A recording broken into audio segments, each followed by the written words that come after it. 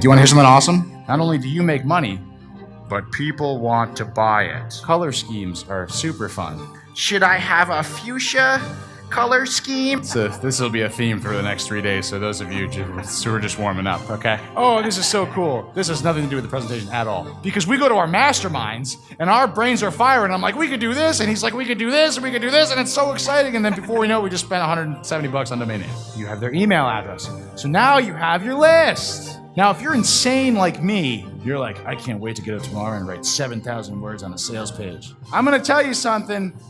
If this was an email subject line, this would get open rates like you wouldn't believe. That's what it's all about. It's really fun to wake up every morning and see more money in the daily sales reports. Oh, man. Oh, that's so great. And, you know, I'm here to entertain, so that's what it's all about. So help me welcome to the stage, Mr. Vanilla Thunder. Is that fun? That was Is that fun? How y'all doing? Woo! I have 15 minutes, so sit down.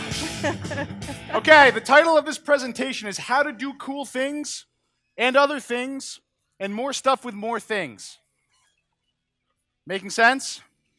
Are you getting this? Okay, great. Slide number 1. This is my story. I did some things, then I did some more things, then I did other stuff, and I ended up here. Following? Okay, good. So I thought I would share with you a couple of photos from my cell phone. I did this about 20 minutes ago because instead of telling you my story, I thought I would really dig deep and share, you know, parts of my life that I think you would not necessarily get from the typical story on stage. Is that okay? Okay, so this is a picture. I asked one of my assistants to go shopping for me, and these were the only 3 items that I needed that day. And my friend asked me if I was cleaning people, cooking them, and then killing them. It's a weird existence as a bachelor at 25. This next picture is my best friend, Pat. This has no relevance to you at all. I just like Pat. This is me a couple days ago trying to get the rest of the creamer out of the thing for the coffee. It didn't go that well. This is last night. That's me and Big Mike right there. This is that's a picture of a microphone. That's actually out of my family room. Most people have couches and furniture in their family room. I have a music rehearsal space in the new pad. So every morning I wake up, I have some coffee, play some music, and kind of ease into the day. And then I do a lot of this too. That's myself. That's my father. That's our lovely director of operations at an event. And this is the master bedroom in my house. We shot a music video there and painted the walls. It's kind of a random Saturday morning. This is me and my good luck charm, Sarah. She sits behind the AV table, and every time I go on stage, I give her my wallet and my cell phone, and she texts. She sends a lot of bad texts on that phone when I give it to her. This is me at 7 a.m. There's Dr. Tim Goodley on the right. There's my father on the left, and there's me half asleep because I'm an internet marketer, and I don't want to wake up before noon. And this is Joey Tribbiani, and I'll just let him play in the background for a second so you can enjoy that. Okay, so I'm going to go really quick here. I'm going to talk to you about some things that I have been working on in my life as a business owner over the past year. Number 1, my belief is that you should overpay for good people. For me, the greatest gift in the world is being able to help families feed themselves, right? I love providing jobs for people. My favorite thing is meeting people out and about, you know, musicians or whatever, and they're like, yeah, I'm kind of doing stuff, but I'm not really doing stuff. And I'm like, cool, you want a job? What can you do? It means a lot to me. Watching my father and my father build his business, and then me joining him in our business has been a really amazing a part of my life. And one of the things that I really believe in is creating that family unit, right? So what I've come to find out is that you can have employees that are for you or for the cause, but it's very difficult to find employees who are for both. And one of the reasons that I believe we have been able to create such a great family culture in our business is because we overpay our employees. And we do it, number 1, because they're amazing, but number 2, because we get incredible results. So a couple weeks ago, I'm in Orlando, and Delta's computers go down. I'm literally at the gate, ready to take off. And the whole computer system shuts down, and we're in Orlando for the night. Now, our director of operations is actually in Houston, Texas. And so I text her at 11 o'clock on a Sunday night. She's a mother of 3. I said, Jess, can you get us on the first flight back to Westchester tomorrow? No problem, boss. 20 minutes later, we got the flights booked. Now, if I had her as a normal 9-to-5 employee and I was paying her normal wage, I would never get that kind of buy-in from an employee. Does that make sense? So we really believe in empowering our employees. I would also say that we have a very ready, fire, aim mentality in our company. And what that means is not a lot of planning, which is not really a problem for us, but definitely for the employees. So what we have found, what I've seen, is that when we really invest in them, they invest in us, right? They take ownership of the crazy, wacky ideas that we have, and they make them work. So that's really, really powerful. And I would also say that from a profit and loss standpoint, the cost of hiring and training a new employee versus investing in the ones that you have, it makes so much more sense to the bottom line. And I can't quantify for you exactly how much money this saves us by overpaying, but I know that it does, and I know that our employees are our family, and they're just amazing. So now, can we have a little bit of fun? Yes.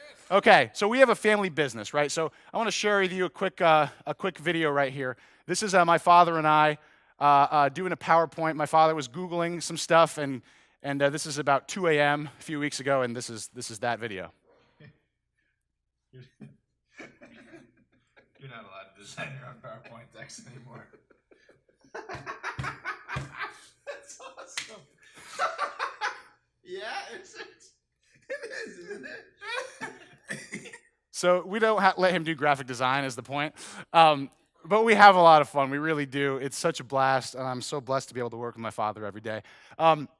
Speed to market is another thing that I've thought about over the past couple of months. I don't remember. I have not been able to find this survey, so it's possible that I dreamed about it. But I feel like there's a good chance I read a survey that said that successful CEOs had one commonality, and that was speed. Among all the top CEOs, that was the one trait that they said made them and their companies the most money. So for me, I believe in having a 10 to 20% error rate. And believe me, I push the 20% as much as I can. I don't worry about getting ready to get ready. I don't worry about spelling mistakes. I don't worry about any of that stuff, okay?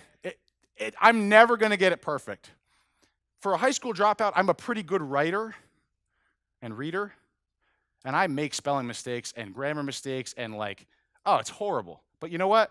The bottom line is if you invest in your messaging and you do right by your clients, they don't care if your spelling is off.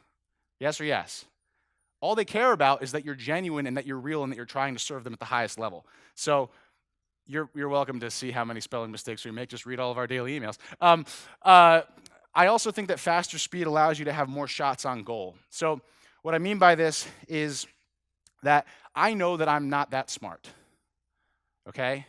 I'm the traffic genius, guru, funnel building, whatever. I'm not that smart. So what I know is that the only way that I can give our company the best chance for success is to have more shots on goal. Because I know that 90% of the stuff I'm going to do isn't going to work anyway. Once in a while, you launch a campaign and you get $2 leads by accident. I don't know how it happens, but I tried 9 other ones last week that probably bombed.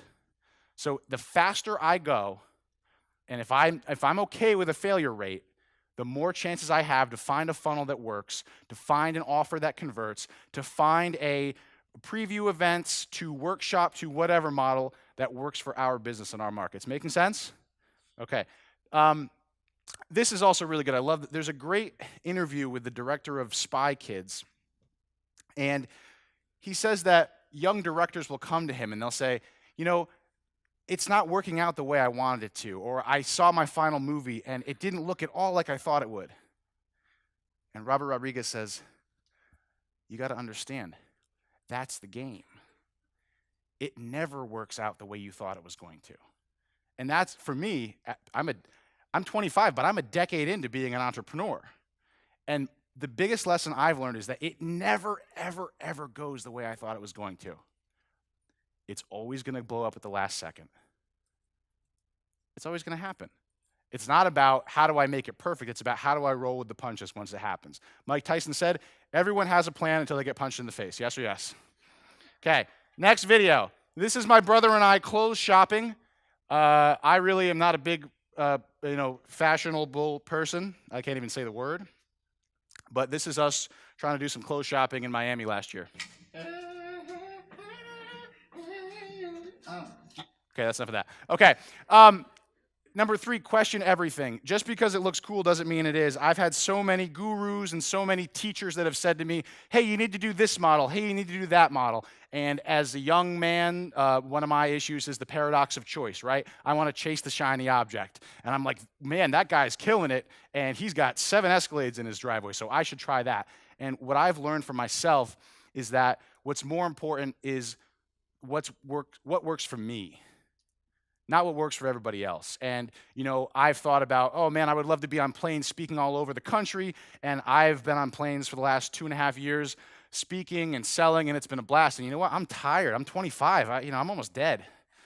I'm sick of it. I really am. I just moved back from South Florida, bought a house in the woods, and it's so nice to wake up every morning and just play music and be in my own house. I don't want to travel anymore, right?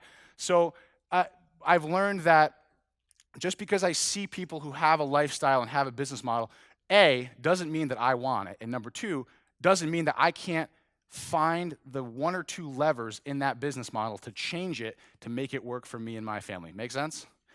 Number 3, start with the end in mind. I learned this from my friend Maria Whalen. When she designed her business, she designed it by looking at what she wanted to do with her daughter, how she wanted to be a parent, and she never built that business until she said, this is what I want my life to look like. So now I'm trying to plan deliberately. We'll see how that goes. Another thing is, I've learned that a lot of business owners think they have to do things.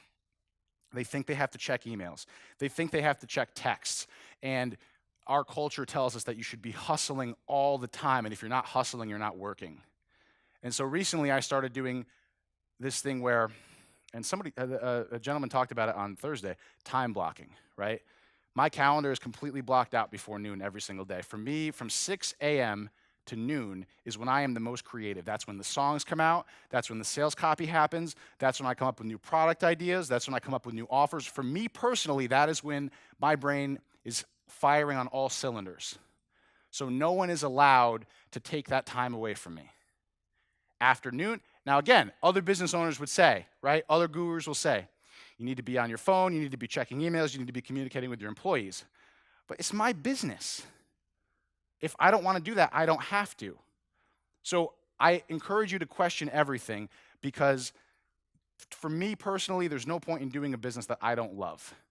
And I want to create the life that I want to live. And it might look different from that guy's or her or this gal's. But you know what? It's my business, it's my life, and I encourage you to take a look at the places where you want to change your business to suit your lifestyle and to suit your desires. Make sense? Here's the next video. This is us in Target shopping as men often do. What's an apartment? See, this is awkward because you're so short and I'm so tall. And I have to lean over. It's like a seesaw. You're awkward. The problem with your accent is it sucks. Building the family business is the best. My brother works for me. He left college 2 years ago. He had a full ride to college, and he saw me flying around and living it up. And he said, I want to be an entrepreneur. And after 2 years, he said, you guys are crazy. I don't want to be an entrepreneur anymore. So he's actually going back to school to be a police officer, but he still works for us right now. One of the things that I've really learned watching different industries is that there are people who make quick cash grabs. There are people who do big product launches. There are people who look like they're killing it. And they come up really quickly and they fall just as fast. And it is a law of the universe, right? That if you rise that quickly and you don't have a good foundation, you're always going to flame out. And for me, the question I always ask myself when I think about working with someone or doing a joint venture or whatever is, if I do this, would my grandkids be proud of me? Maria Whalen says, the momentary pleasure of X, whatever it is not as important as my health. And I'm also working on a new book where I've been researching and I've been looking at one of the first part of the book is talking about the old money families, the Waltons, the Rockefellers, looking at all of these legacy families and understanding what they do with their money. And the biggest key that I've learned with all of them is that permanence is the most important thing. These families pick positions and stick with them for decades. They don't trade in and out. They find a few positions that they know, whether it's an informational, a geographic advantage, whatever it is. They pick a few good areas where they know they can make their money grow, and they run with them. And the way I look at my business is that in the time that I could spend chasing some kind of quick cash, whatever, I could also be over here building a business that I know is going to sustain for the rest of my life and is going to be built on a foundation that can pivot if we need to, but is surrounded by employees, amazing family members, and it's the greatest thing in the world. So that's a video, and we don't have time for that. We don't have time for that. And this is our clients. This is our clients at a workshop a couple weeks ago, and right there, to me, that is the best feeling in the world, is being around our amazing clients, serving them at the highest level. And if you want to talk to me about Facebook ads, funnels, and all the stuff I didn't talk about on stage as the millennial, come see me. I'm here for a few more hours. I would love to talk to you. Thank you so much for having me.